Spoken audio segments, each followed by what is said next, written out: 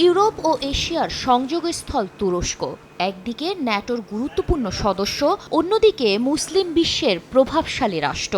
সামরিক প্রযুক্তি, প্রতিরক্ষা, শিল্প এবং আঞ্চলিক কূটনীতিতে দেশটির উপস্থিতি আন্তর্জাতিক অঙ্গনে নতুন গুরুত্ব তৈরি করেছে। 3 দিনের সফরে বাংলাদেশে এসেছেন তুরস্কের পররাষ্ট্রমন্ত্রী হাকান ফিদান। কূটনীতিতে আসার আগে দীর্ঘ সময় দেশটির জাতীয় গোয়েন্দা সংস্থার নেতৃত্বে থাকা ফিদানকে প্রেসিডেন্ট রিসেপ তাইপ এরদোয়ানের ঘনিষ্ঠ একজন হিসেবে বিবেচনা করা হয়।